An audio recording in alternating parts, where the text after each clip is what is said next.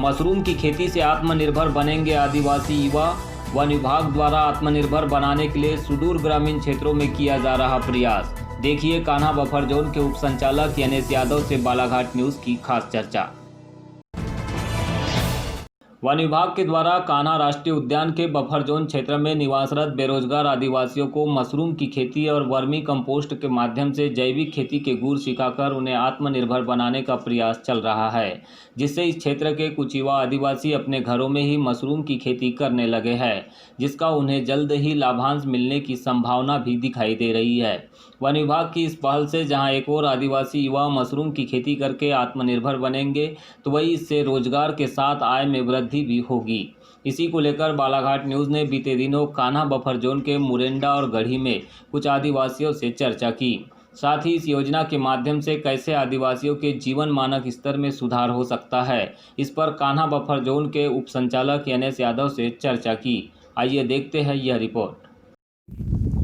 ग्रामीण क्षेत्रों में आय के छोटे छोटे स्रोतों का निर्माण करने के लिए भारत सरकार के द्वारा आत्मनिर्भर भारत योजना चलाई जा रही है और इस योजना के क्रियान्वयन के तहत आदिवासी बाहुल्य गांवों के साथ ही कई ऐसे गांव हैं जिनमें विभिन्न प्रकार की योजनाओं के माध्यम से लोगों को आत्मनिर्भर बनाने का प्रयास सरकार के माध्यम से किया जा रहा है।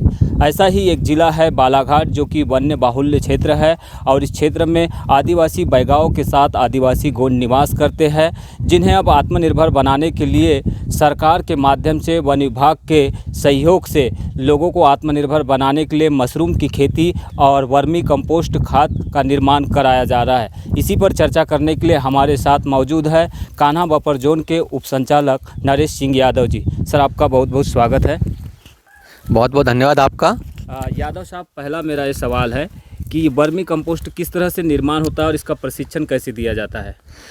वर्मी कंपोस्ट के निर्माण के लिए जैसा कि मैंने पहले भी बताया कि हमारे यहाँ पर गढ़ी परिक्षेत्र के अंतर्गत जो गढ़ी वन परिसर है और जैतपुरी, वहाँ पर हम जो भी गांव में आप देखते हैं बहुत सारा वेस्ट मटेरियल होता है, जिससे कि हम लोग केंचुए के माध्यम से, और ये केंचुआ जो है निरंतर अपना अनवरत काम करता है और जो हमारे वेस्ट मटेरियल रहता है गांव में, आप जानते हैं कि बहुत सा कूड़ा करकट है, बहुत सारी जो है चीज़ें हैं ऐसी हैं जो कि अनावश्यक रूप से जो इधर उधर पड़ी रहती हैं, तो उसका किस प्रकार से निपटारा किया जाए और किस प्रकार से हम उसका उपयोग कर सकते हैं।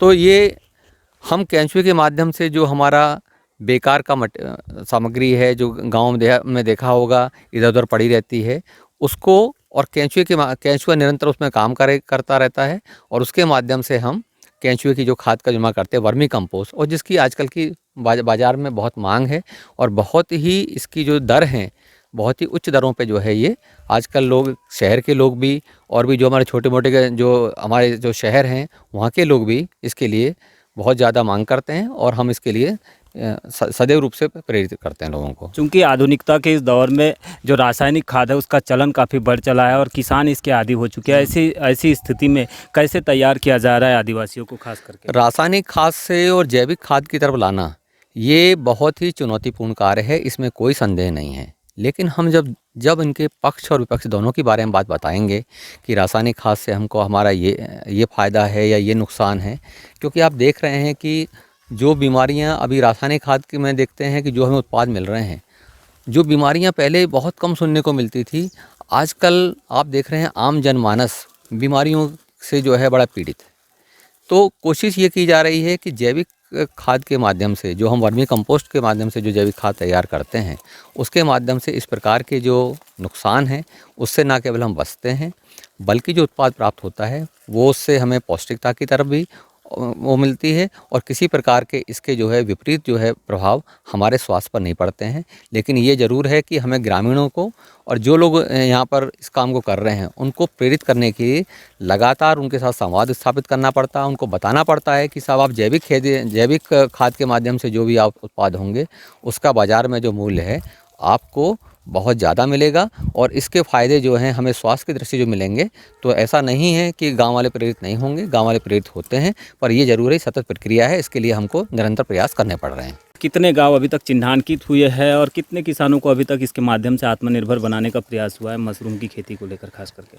देखिए, अभी ये हमारा जो परियोजना है ये अभी प्रारंभिक चरण में है। इसमें सबसे पहले हमने इको विकास समिति गढ़ी के तत्वाधान में हमने वहाँ पे गढ़ी वन परिक्षेत्र के प्रांगण में प्रशिक्षण दिया है और अभी 4 गाँव में हमारा प्रोजेक्ट प्रारंभिक स्थिति में है, जिनमें से एक ये वनग्राम मुरंडा है, इसके अलावा कोयली खापा है, गढ़ी तो हमारा ही है, इसके साथ में नवलपुर में भी हम लोग प्रायोगिक तौर पे इसके एक यूनिट डाल करके प्रयास कर रहे हैं कि अगर इसमें सफलता मिल जाती है हम लोगों को तो इसे फिर आगे बढ़ाया जाएगा। तो अभी तक इसमें किसी प्रकार की सफलता देखने नहीं मिली। प्राइमरी लेवल पे आप बता रहे हैं, तो इसके लिए किस प्रकार की कठिनाइयों का सामना भी करना पड़ा है खास करके आप लोगों को? कठिनाई कुछ नहीं, बहुत ही साधारण सी विधि है इसकी और बहुत ही न्यूनतम लागत में बहुत अच्छा प्रोडक्टिविटी हम लोगों को मिल जाता है। और अभी इससे मैं कठिनाई की बात तो नहीं कहूँगा। अभी प्रारंभिक चरण में जो हमने 25 दिसंबर को जो लगाए थे वो भी अभी ऑलमोस्ट उनमें स्प्रॉटिंग आने की स्थिति में है। शुरुआत हमने 12 दिसंबर से की थी, तो 12 दिसंबर का जो पहला क्रॉप था हमने इस तरह के 6 पैकेट लगाए थे, जिनमें से 3 की हार्वेस्टिंग की जा चुकी है, जिनमें से लगभग हम लोग का अभी 2 किलो के आसपास मशरूम का उत्पादन हो चुका है। जिसे सबसे पहले हम लोगों ने ट्राई किया कि इसमें कोई ऐसा माल न्यूट्रिएंट या भी कोई पॉइजनस ठीक ना हो, तो हमने टेस्ट किया, उसे बहुत ही ऐसा खाने में टेस्ट करने में है। हमारे एडी साहब ने भी उसे टेस्ट करके देखा। अब उसे हम लोग बिल्कुल बहुत युद्ध स्तर पे ग्रामीणों को प्रशिक्षण दे करके उन्नत करा सकते हैं। एक किसान को मशरूम की खेती करने के लिए कितना इन्वेस्ट करना पड़ता है और फिर अगर ये इन्वेस्ट जितना करता है तो उसके हिसाब से वो लागत कैसे निकाल पाता है इसमें? देखिए, मशरूम का बहुत ही अच्छा मार्केट है हमारे यहाँ पे और यहाँ गांव वाले इससे पहले से भी वाकिफ़ है। यहाँ पीहरी के रूप में लोग इसको जानते हैं। क्यों भैया, जानते हो ना पीहरी के रूप में? तो पीहरी ये सिर्फ खाली इन्हें बरसात के सीज़न में मिलता है। बरसात के बाद इनके पास में कोई भी इस तरह से गांव में पोषण की समस्या तो है और इसके लिए हमारी भारत सरकार और हमारी मध्य प्रदेश की शासन भी निरंतर प्रयास कर रही है। तो एक पूरक पोषण के रूप में इन लोगों के लिए है ही है और अधिक मात्रा में अगर इनकी कैपेसिटी के हिसाब से उत्पादन लोग कर लेते हैं तो मार्केट में ये 150 रुपये kg के हिसाब से बिक रहा है। और हमारे ये बफर क्षेत्र के अलावा कोर क्षेत्र में भी लगे हुए जो टूरिज़्म एरिया हैं, वहाँ के जो लॉजेस हैं, वहाँ पे भी इसकी अच्छी खासी डिमांड है, तो उसकी भी आपूर्ति ये लोग कर सकते हैं। उम्मीद करते हैं कब तक प्रोडक्शन शुरू हो जाएगा बालाघाट ज़िले में इसका? लगभग हमें 3 से 4 महीने लगेंगे इसे प्रगति में आने के लिए। अभी हमारा प्रयास जारी है। ऐसे लगभग कितने गांव इसमें जुड़ चुके हैं अभी तक? कितने किसानों का मतलब चिन्हांकन हो चुका है? अगर हम देखें ओवरऑल इसमें एस्टिमेटेड, तो कितने किसान इससे जुड़ चुके हैं और अभी तक इस मशरूम की खेती को लेकर प्रेरित हुए हैं? प्रशिक्षण तो हमारे तीनों समिति के पूरे 4 समिति के गांवों को दिया जा चुका है। इसके अलावा अभी जो करंट में है प्रायोगिक तौर पे लगभग 12 किसानों के यहाँ ये लगा हुआ है और देखिए इसके बाद आगे जो रिजल्ट आते हैं फिर हम इसे आगे बढ़ाएंगे। तो आप सुन रहे थे गणेश उइके रेंजर, जिनका कहना है कि मशरूम की खेती के माध्यम से बालाघाट ज़िले के जो वन ग्राम है इनमें कुछ आदिवासी ऐसे किसान हैं जो मशरूम की खेती करके अब आत्मनिर्भर होने की दिशा में कदम बढ़ा रहे हैं और उन्हें लगातार वन विभाग के माध्यम से प्रशिक्षण दिया जा रहा है उन्हें मशरूम की खेती को लेकर, और साथ में उनकी आय दोगुनी करने के लिए भी प्रयास किए जा रहे हैं। हालांकि अभी तक इसका जो प्रोडक्शन है शुरू नहीं हुआ है, लेकिन उम्मीद जताई जा रही है कि अगले 3 से 4 माह के भीतर इसका प्रोडक्शन शुरू हो जाएगा, जिसके बाद में इसके परिणाम भी धरातल पर सामने आएंगे। बालाघाट न्यूज़ के लिए आप देख रहे थे यमलेश वंजारी की रिपोर्ट।